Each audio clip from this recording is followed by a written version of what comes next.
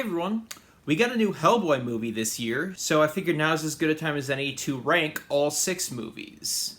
That includes the 4 live-action and 2 animated movies that you may not have known about. The new one just came out this year. I don't know how spoilery I will be getting, so I'm just going to put out a general spoiler alert. You've been warned. Starting off, number 6 is Hellboy 2019. This movie isn't as bad as its reputation would suggest, but it's still pretty fucking bad. David Harbour actually kills it in the lead role. He is great. He is probably the best part of this movie. The problem is that the script doesn't give him a whole lot to work with, just like everybody else. Most of the characters are assholes, with few to no redeeming qualities, but that's more the fault of the script than the cast. Despite this, Ian McShane is good as usual. Really, the only sympathetic and likable character is Sasha Lane as Alice. Mila Jovovich and Daniel Day Kim are at least decent. And with the latter, with Daniel Day Kim, I get what they were trying to do with his character. I get the arc that they were trying to have. It didn't work, but points for trying. Oh, and Thomas Hayden Church steals the show with only a few minutes of screen time. The film is well shot. The action is actually pretty good throughout, although there's one fight scene with a continuity error that I, as a semi-amateur editor, am baffled by. Like, I'm not sure how it happened. Where Hellboy is fighting some, I don't remember, trolls or giants or something, and like a club hits the ground between him and the camera, and when it comes back up, he's flipped. So the right hand of justice, or the right hand of doom, or whatever it's called, is on his left arm, not his right arm. And then eventually it flips back.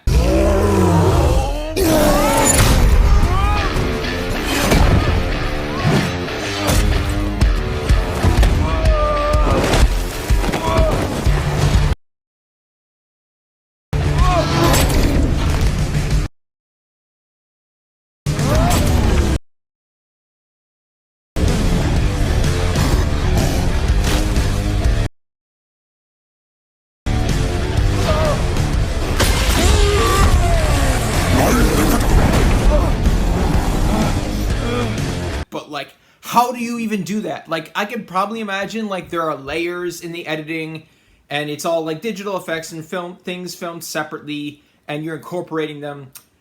And somehow, when the big hammer or club comes down in front of Hellboy, somehow you accidentally flip his layer while he's not visible, and then you just don't notice. And then it's just that portion of it, and then the next time he's out of sight, he flips back, because it was just that piece. I guess I could see that, but, like, how did nobody catch that? Anyway, I digress.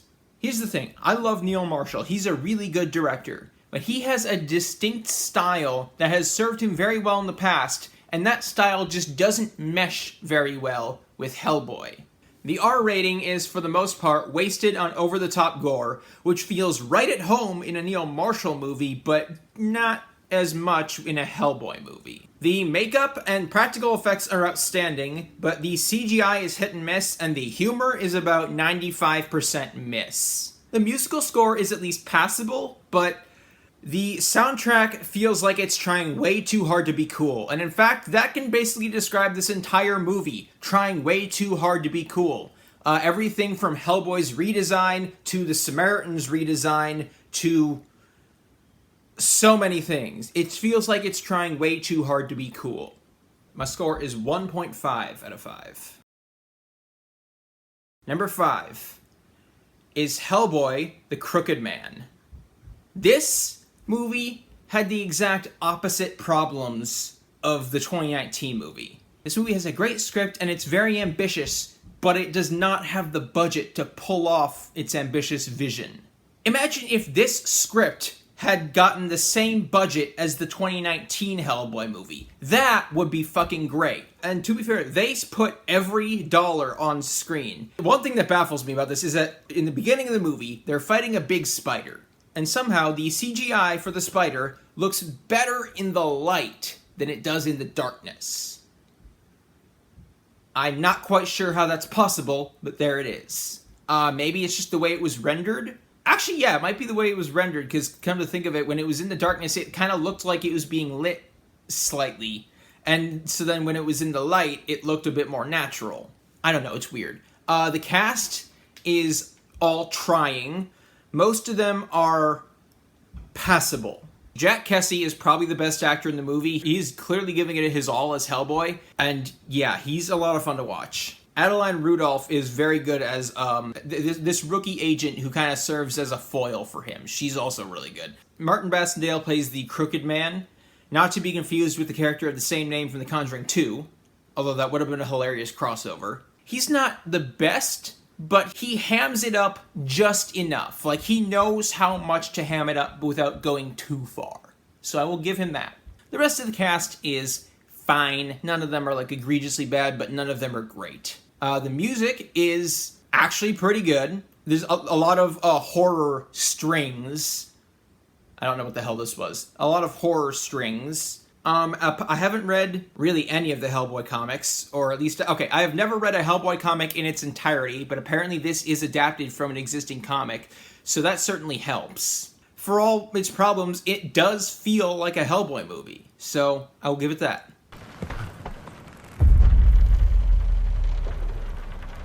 That's interesting.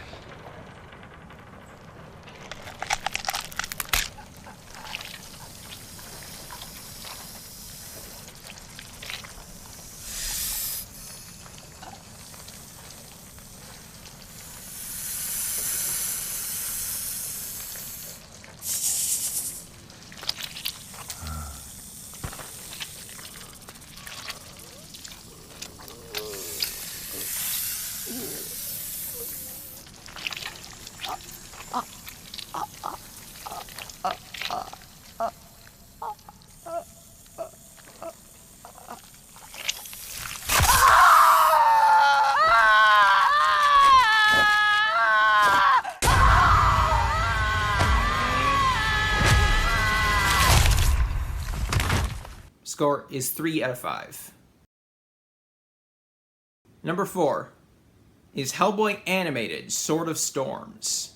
This is one of 2 animated movies that were released between the first and second live-action movies. Kind of like that 2D animated Clone Wars show that was released between episodes 2 and 3. It's actually a pretty good show.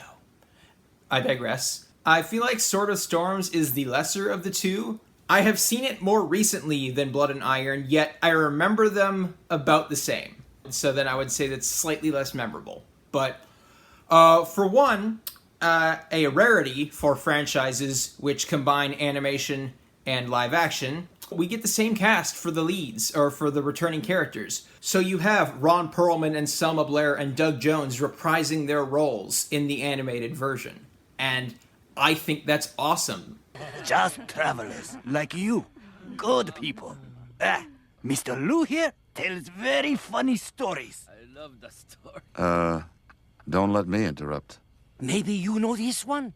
A farmer met a ghost woman and she gave him a golden box. She said, "You must never open this box." So this fellow, he took it home and hid it from his wife. But one day she found it and looked inside. And what do you suppose was in the box? It was full of gouged out human eyes. And at the very moment she saw them, the farmer dropped dead in his field.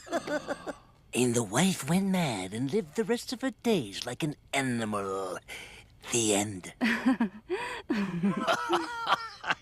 Wow, that is a funny story. You know, I just realized I'm awfully tired. You guys have fun. I mean, sure, they're not the best voice actors, but it's good continuity. The animation is pretty damn good. The music is good but not great. The action that we get is very well done. Writing is fine. It's not great, but it's not bad. The writing is good.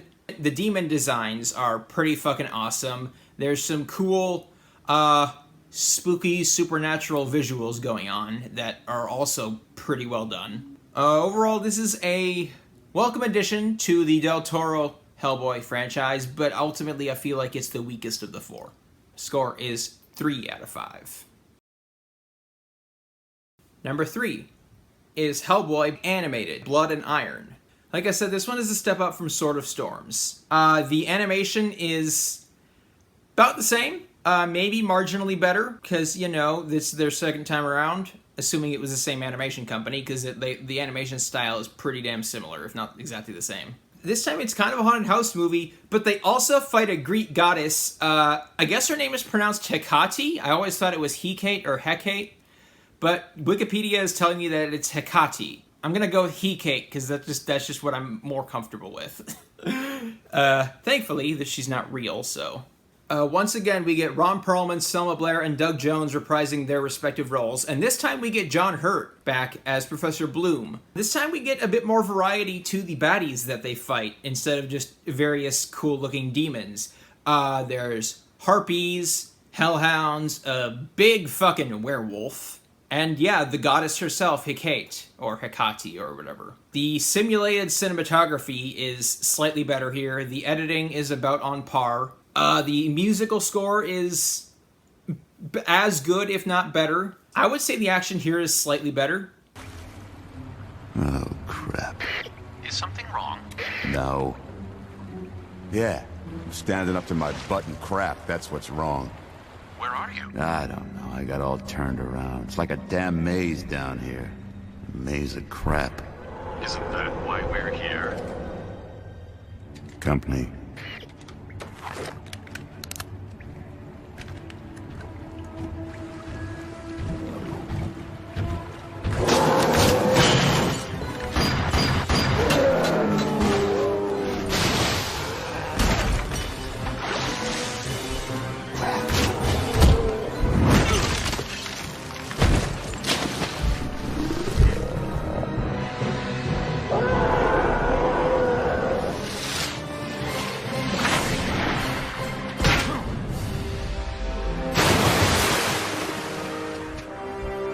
My score is 3.5 out of 5.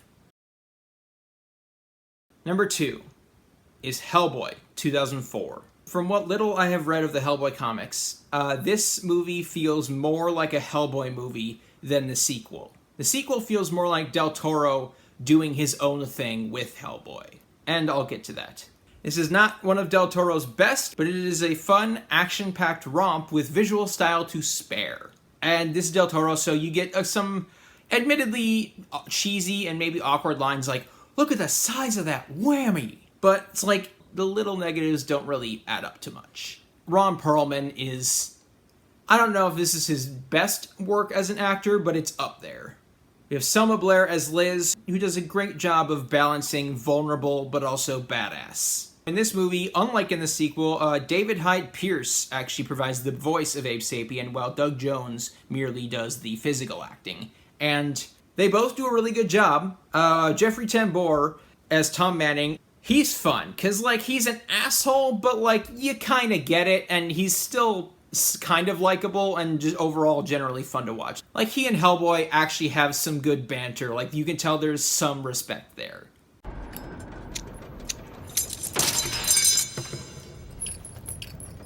What are you doing? What are you doing? Come on. You never light a cigar that way. You use a wooden match. Preserves the flavor, you see?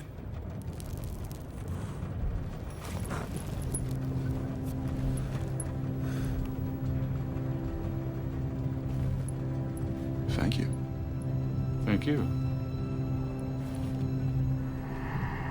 I like that. It seems like it's like a genuine friendship moment between them. And then John Hurt as Professor Bloom is so good. He's just this source of warmth, but also you can tell he's got a history, he's got a past. And Rupert Evans is really good as Myers. He's an audience surrogate character, so he doesn't get a ton of development or anything, but he does a good job in the role. On the villain side of things, we have Ladislav Baron as the self-surgery Nazi fuck, Cronin. And no lines, because he has no vocal cords, but... Sorry, the character has no vocal cords. As far as I know, the actor does. But his physical performance is top-notch.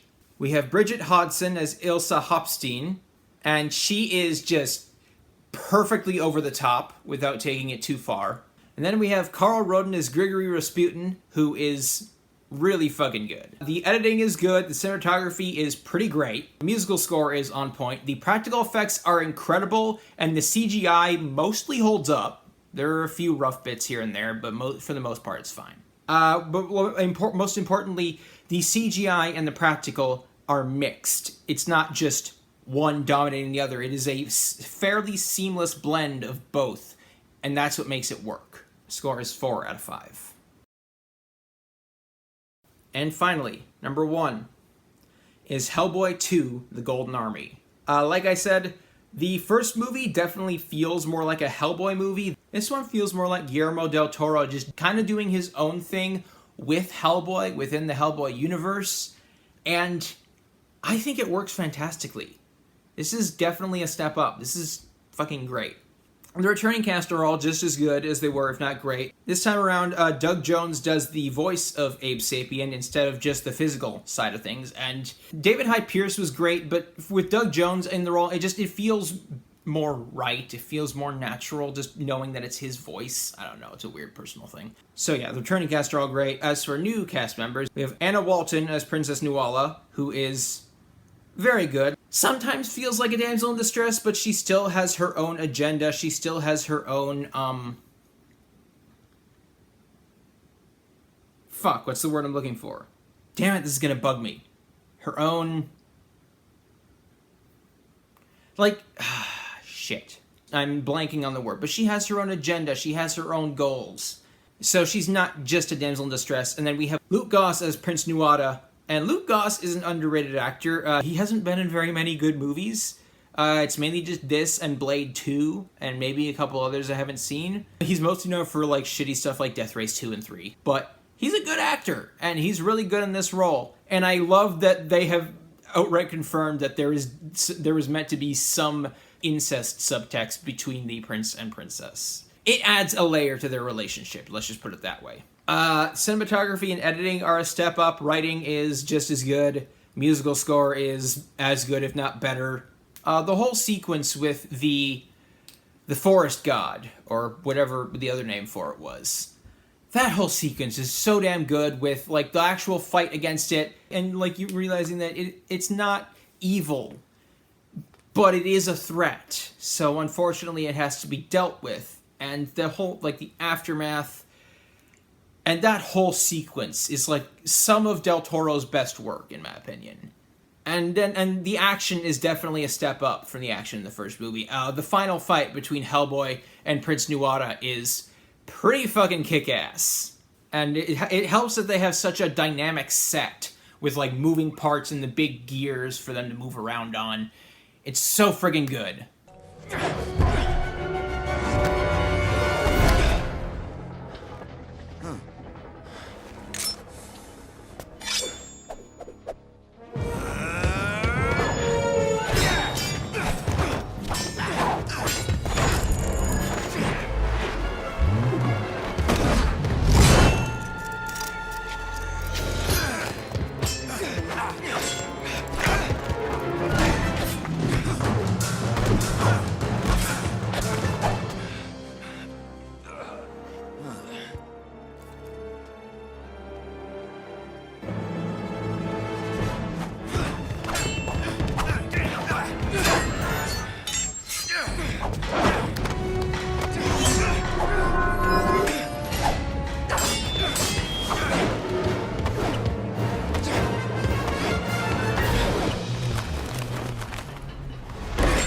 Score is 4.5 out of 5.